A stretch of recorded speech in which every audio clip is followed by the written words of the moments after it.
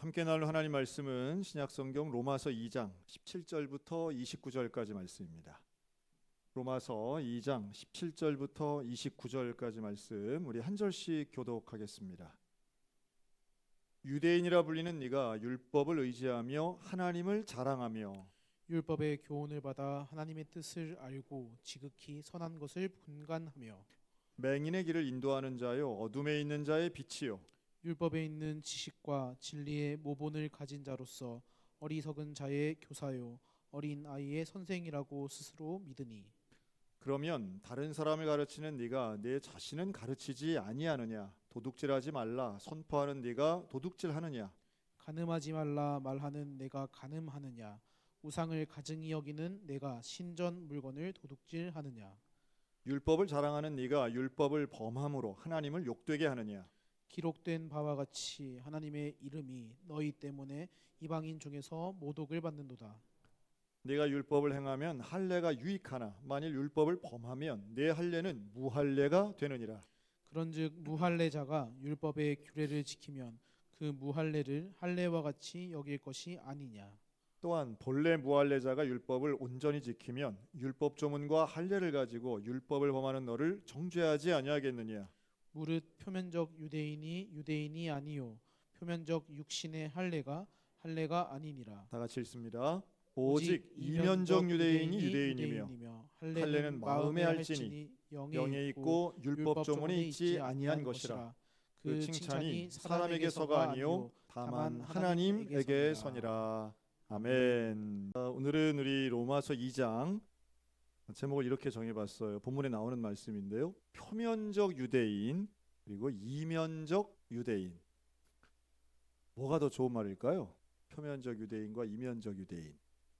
오늘 본문은 아주 명확하게 말씀해요. 이면적 유대인이 돼야 된다는 거예요. 여기서 말하는 이면이라고 하는 건 이제 다른 쪽 면인데 영어로는 inward, 그래서 안쪽 면, 내면적 유대인이라는 뜻이에요. 먼저 표면적 유대인. 이 겉으로 보기에는 겉표면은 유대인스럽다라고 하는 건데요. 이건 이제 사실 로마서가 가지고 있는 아주 그 신학적이면서도 유대인 자체를 많이 고발하죠. 왜냐하면 하나님의 선민, 하나님이 택하신 백성들이긴 한데 이들의 한계가 이제 명확합니다. 복음을 거부하고 예수님을 부정했던 유대인들에게 너희들의 그 실체에 대해서 지금 고발하는 거예요. 유대인이 말은 옳은 말을 하는데 삶은 옳지 않다라고 하는 거예요. 근데 그 이유가 뭔가 보니까 유대인이 두 가지를 아주 확실하게 믿고 있는 거예요. 하나는 율법이고 또 하나는 혈통입니다. 이 율법과 혈통을 자기들은 혈통적인 우리가 이제 아브라함의 후손이야. 이게 아주 뭐 명확했던 거죠. 또 하나는 율법이 모세 율법이 우리에게 있어. 그러니까 이제 아브라함과 모세의 권위가 딱 자기들에게 있다라고 생각하니까 이 절대성을 가지고 다른 사람들을 평가하고 판단하고 자기 자신에 대해서는 우리는 확실히 하나님으로부터 선택받았어라고 이제 하는 거죠. 그러니 말은 율법에 맞도록 하니까 올바른 이야기를 하고 그걸 이제 뭐라고 표현하느냐 하면 맹인의 길을 인도하고 어둠에 있는 자의 빛이다 이렇게 하는데요. 율법은 확실히 그런 의미가 있습니다. 어떤 것이 올바른 것인가를 우리에게 제시하죠. 하나님의 뜻이 무엇인가. 뭐 십계명이 대표적 아니겠어요? 우상 섬기지 말고 하나님의 이름 망령되이 부르지 말고 안식일 지키고 그리고 부모를 공경하고 내 이웃을 것을 탐내지 말고 지극히 윤리적이고 상식적이면서도 영적인 이야기가 계명 안에는 있어요. 그러니 계명 지키는 것은 뭐 당연하면서도 하나님 원하시는 일인데 계명을 이야기하는 너희가 계명을 율법을 가르치는 너희가 행하지 않고 있다는 거예요. 이제 이게 표면적 유대인의 문제인 거죠. 왜 이들은 이걸 행하지 않을까요?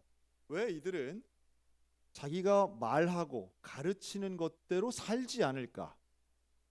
이게 이제 인간이 가지고 있는 일종의 한계 같은 겁니다. 부모가 자식에게 가르칠 때에 틀린 말 가르치나요? 옳은 말 가르치나요? 옳은 게 대부분이죠. 그런데 정작 본인은 그 옳은 말처럼 살아요, 안 살아요? 사는 것도 좀 있는데 잘 안 사는 것도 이제 있는 거죠. 야, 나는 옆으로 가도 넌 똑바로 가라 이제 이런 건데 뭐 부모 자식 간에도 그럴진데 우리가 다른 사람들에게 하는 말이나 행동 또 가르치는 것들도 사실은 부끄러울 때가 있죠. 나도 못하는 걸 남에게 그냥 지적하고 이야기하고 가르친다 상당히 두려운 일이기도 합니다. 여러분 그 이제 우리 개신교뿐 아니라 여러분 이슬람교가 두 종류가 있다고 그러잖아요. 시아파하고 수니파. 이게 되게 뭐 낯선 단어고 우리가 잘 모르는 이야기지만 워낙 지금 중동 전쟁이 이제 심각하니까 저도 좀 관심이 있었어요. 뭐 이슬람교를 우리가 알 수는 없는데 도대체 수니파하고 시아파가 뭐야 해서 조금 이제 공부를 좀 해봤죠. 그랬더니 이게 이 이슬람교의 이제 창시자죠. 이게 뭐 알라를 믿는다라고 하지만 이 무하마드가 죽으면서 후계자가 없었던 거예요. 이 이슬람교의 예배 지도자를 이맘이라고 하거든요. 근데 전체적인 종교 지도자 최고는 칼리프라고 하는 말을 씁니다. 근데 이 뭐 가톨릭의 교황이 있는 것처럼 이 칼리프가 누가 돼야 되느냐라고 하는 거예요. 그렇죠? 그 누가 돼야 될까요? 여기서 이제부터 갈린 거예요. 그러니까 이제 무하마드가 죽고 난 다음에 이슬람이 제가 여러분들의 이해를 돕기 위해서 아주 쉽게 얘기하는 겁니다. 그러니까 이맘들이 들으면 뭐 무식한 소리 하고 있네 할지 몰라도 아주 좀 명쾌하게 제가 말씀을 드리면 그때부터 둘이 딱 나뉘어지는데 후계자가 첫째 혈통으로 이어져야 된다. 이게 시아파예요. 이게 시아파. 지금 이 혈통 가지고 지도자가 이어가는 나라가 어디일까요? 대표적으로 북한입니다. 북한. 왜 김정은이 최고 지도자예요? 김정일 아들이니까, 김일성 손자니까 그런 거예요. 다른 거 없어. 무슨 능력이 탁월한 게 아니잖아요. 반면 수니파는 그렇지 않아요. 수니파는 전통과 율법에 대한 전문가가 칼리프가 돼야 된다 하는 거죠. 어느 쪽 말이 맞을까요? 근데 이 두 개가 다 사실은 이 표면적 유대인하고 딱 연결되어 있는 것 같아요. 혈통과 율법. 그렇죠? 혈통과 율법. 이 두 가지를 가지고 유대인도 이 안에 있는데 이슬람도 결국 이 안에 있는 거예요. 그럼 이슬람 교리를 우리가 공부는 안 해봤지만 이슬람 교리는 죽여라, 싸워라, 미워해라가 많을까요? 용서해라, 사랑해라, 품어주라가 많을까요? 대단하네. 코란을 안 읽어봐도 다 아시네. 세상에 어느 종교가 죽여라, 싸워라, 뺏어라 이런 종교는 없어요. 그런 편이 조금은 있는데 대부분은 용서해라, 보호해라, 도와줘라, 사랑해라지. 그거 가가지고 그냥 남의 거 다 뺏고 그냥 아무나 막 죽이고 뭐 그러지 않죠. 테러를 해라 뭐 그냥 그런 말은 없어요. 그런데도 이게 참 신기하죠. 왜 이슬람이든 뭐 우리 기독교도 역사가 그런 역사가 마찬가지지만 복음이나 성경 또는 하나님의 가르침과는 또 다르게 인간의 욕심과 욕망에 따라서 이 종교를 도구화하고 정치화해서 공격하고 다른 사람 죽이고 이런 일들이 왜 일어나는가 하는 거죠. 이게 바로 표면적 유대인이라고 하는 오늘 사도 바울이 이야기하는 이 안에 들어있는 거예요. 말은 사랑하라 하면서 삶은 미워하고 저주하고 싸우는 거예요. 이게 바로 율법과 혈통이라고 하는 그 한계 안에 있는 거예요. 복음은 율법이나 이 혈통 안에 있지 않아요. 이것을 타파하려고 예수 그리스도께서 십자가에 달리신 것이고 여기에 대해 이 복음의 내용을 체계적으로 쓴 책이 로마서인 거예요. 그러니 이 혈통과 율법 그 카테고리 안에서 갇혀 있는 이 유대인들에게 너네 그러면 망하는 거야. 너희가 그토록 숭상하고 절대시하는 율법과 혈통 안에 갇혀 있으면 너희는 망하는 것이고 복음 가운데 살아야 해. 그 복음 가운데 사는 게 바로 이면적 유대인이야 하는 거죠. 참 마음이 좀 뜨끔하죠. 우리들도 비슷하기 때문이에요.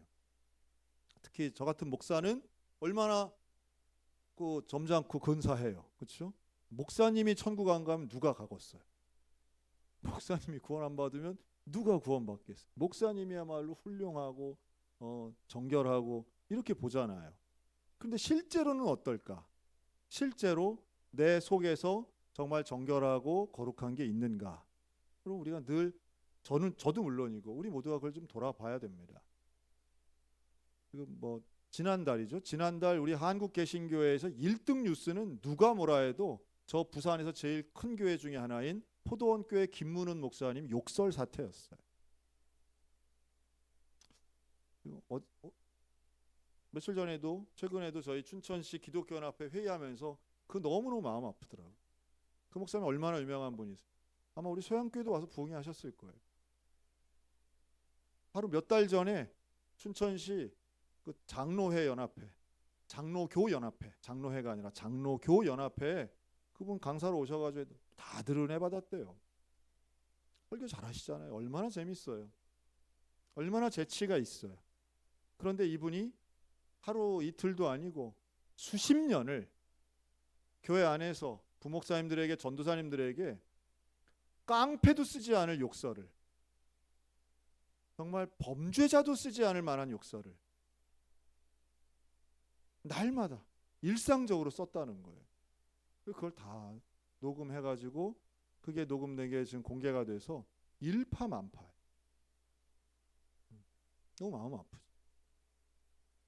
여러분 이게 뭐 사탄의 장난이겠습니까? 이게 바로 표면과 이면에 참 다 깨셨네. 그렇지. 제가 원하는 게 이런 거예요.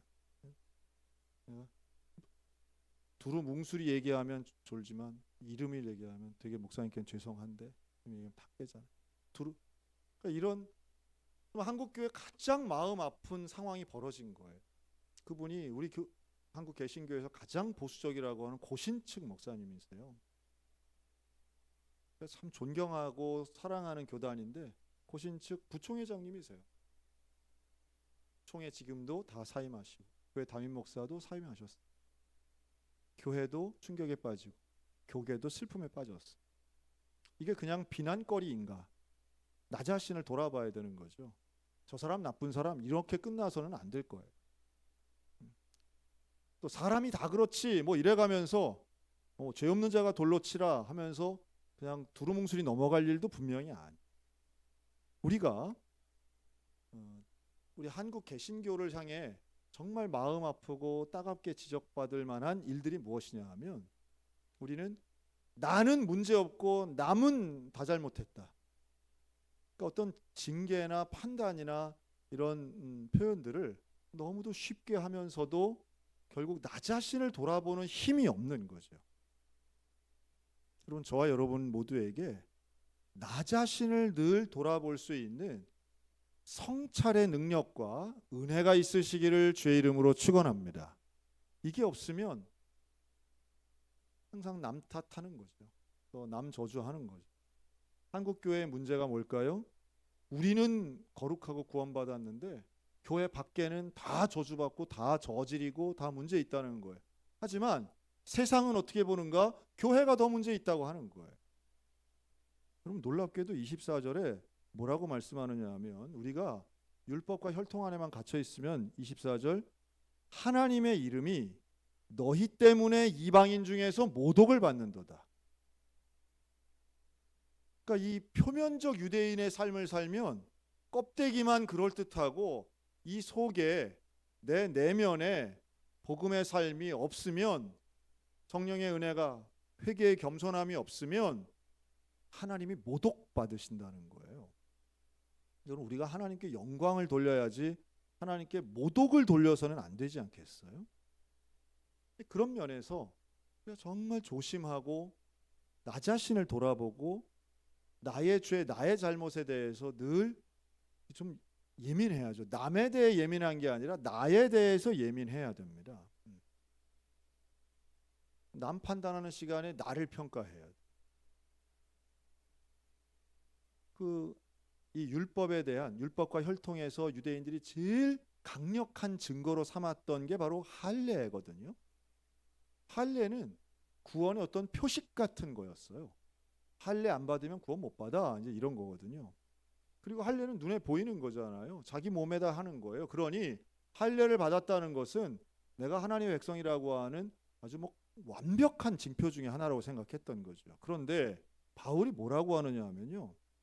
25절 네가 율법을 행하면 할례가 유익하나 만일 율법을 범하면 네 할례는 무할례가 되느니라. 정말 무서운 이야기입니다. 표면적 유대인처럼 우리가 신앙생활 하면요. 주일 성수를 해도 너 주일을 안 지킨 거나 다름없어. 이런 말이에요. 오늘 우리들에게 좀 적용해서 한다면 네가 예배 자리에 나와 있어도 네 안에 정말 내 죄, 자기 죄에 대한 애통함과 예수 그리스도에 대한 은혜와 이 이면적 그리스도인 같은 내면의 복음화가 되지 않으면 너는 예배 자리에 예배당에 앉아 있어도 예배 드리는 게 아니야. 할례 받은 사람에게 무할례자라고 하는 말은 이게 정말 있을 수 없는 말이거든요. 그런즉 26절 무할례자가 율법의 규례를 지키면 그 무할례를 할례와 같이 여길 것이 아니냐. 이 더 놀라운 말씀입니다. 할례 받지 못한 사람은 이방인인 거예요.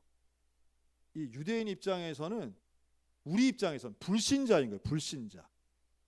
세례도 안 받고 예배도 안 드리고 성경도 안 본 사람들인데 그런 무할례자 같은 사람이 율법 따라 산다면 그가 할례자다.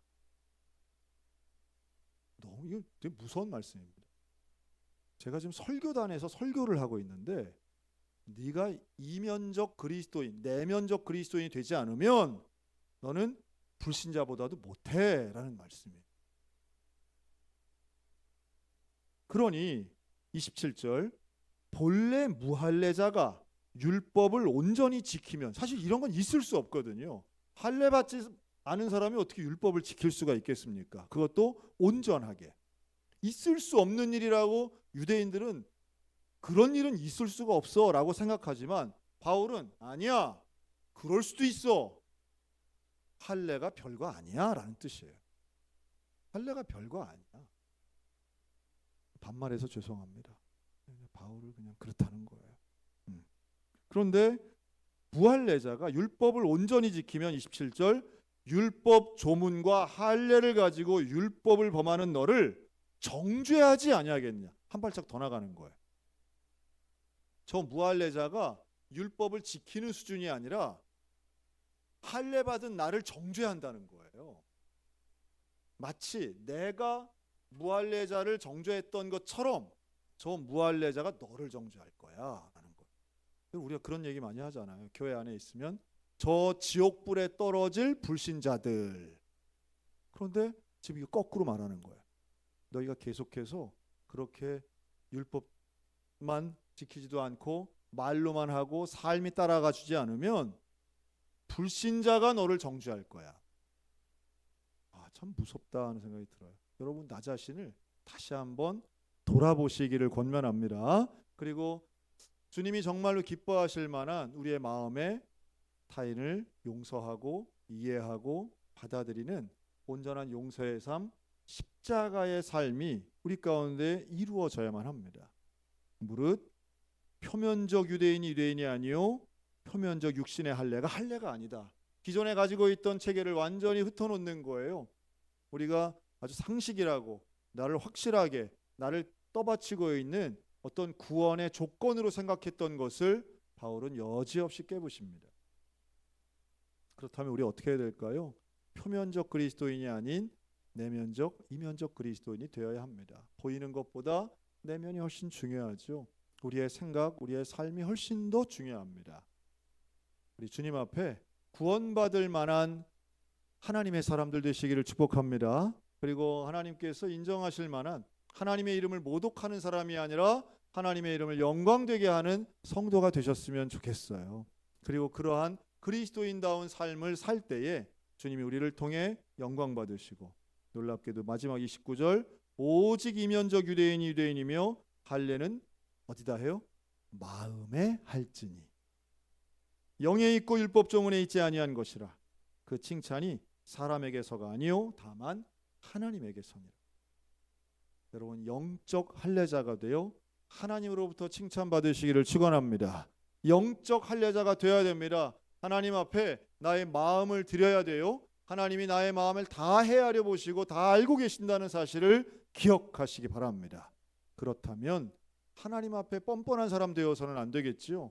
하나님 앞에 정말 겸손하게 주의 뜻을 받들어 순종하고 날마다 거룩하며 나를 용서해 주신 그 예수님 앞에 감사하며 살아 마음에 할례 받는 그 마음으로 평생토록 판단이 아닌 회개를, 또 정죄가 아닌 용서를, 미움이 아닌 사랑의 삶을 살아가는 저 여러분들 다 되시기를 주님의 이름으로 축원합니다. 아멘. 기도하겠습니다.